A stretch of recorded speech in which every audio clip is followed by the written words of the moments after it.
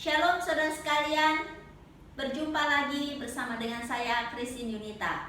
Saudara sekalian, hari ini kita akan merenungkan suatu tema Allah sumber kuatku. Firman Tuhan diambil dari Filipi pasal 4 ayat yang ke-13. Segala perkara dapat kutanggung di dalam Dia yang memberi kekuatan kepadaku. Saudara sekalian, ayat ini ditulis oleh seorang rasul yang bernama Rasul Paulus. Rasul Paulus adalah seorang rasul yang pada waktu dia mengikuti Tuhan, dia mengalami banyak sekali kesulitan, masalah, penderitaan. Ayat ini pun ditulis di dalam penjara, disesah, dianiaya. Saudara sekalian, sebab itu di ayat 12 dikatakan, aku tahu apa itu kekurangan, aku tahu apa itu kelebihan. Rasul Paulus berkata, aku tahu apa itu kelaparan, aku tahu apa itu kekenyangan. Saudara, konklusi daripada kehidupan Rasul Paulus, suka duka, masalah yang dihadapinya, saudara, Rasul Paulus berkata dengan iman, segala perkara dapat kutanggung di dalam Dia, di dalam Tuhan yang memberi kekuatan kepadaku.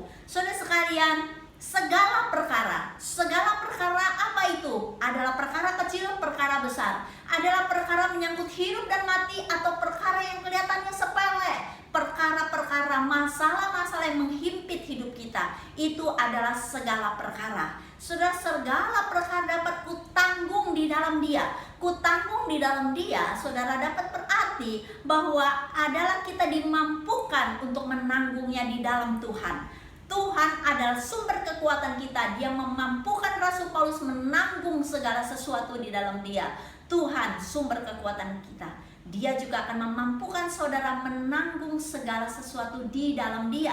Saudara, hanya di dalam Tuhan kita dimampukan menanggung segala masalah kita. Di luar Tuhan kita menjadi lemah. Di luar Tuhan kita menjadi takut, khawatir. Di luar Tuhan kita sangat terbatas dan kita bisa hancur, saudara. Tetapi di dalam Tuhan ada jalan keluar, ada pengharapan, ada kebebasan.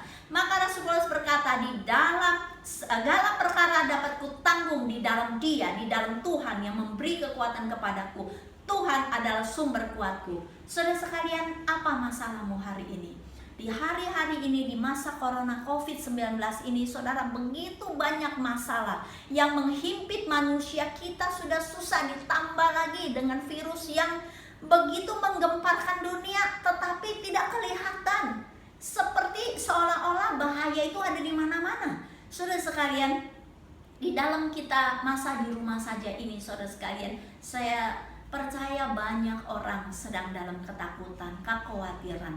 Di PHK atau dirumahkan, bagaimana? Saya tidak ada lagi pemasukan atau pemasukan tidak menentu.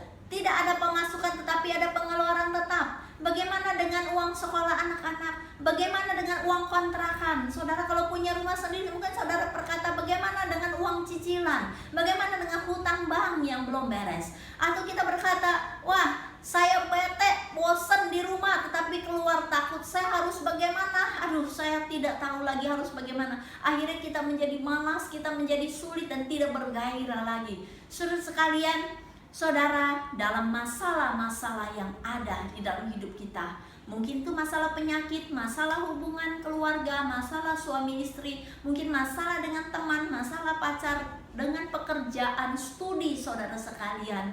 Biarlah masalah segala perkara itu kita serahkan kepada Tuhan, karena di dalam Tuhan saja kita bisa menanggung semua itu, karena Dia memberikan kekuatan kepadaku. Sebagai murid Kristus, apa yang harus kita lakukan? Apakah kita membiarkan diri kita terhimpit? Tidak, saudara. Tetapi kita akan berkata, kita akan dengan iman bangkit. Kita berkata, Tuhan, segala perkara dapat kutanggung di dalam Tuhan yang memberikan kekuatan kepadaku.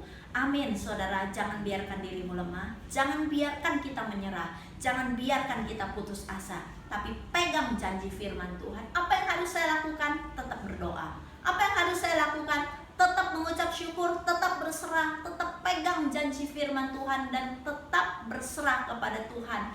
Saudara, kita akan melihat tangan Tuhan yang akan beserta dengan saudara sekalian. Tuhan Yesus mengasihi kita. Amin.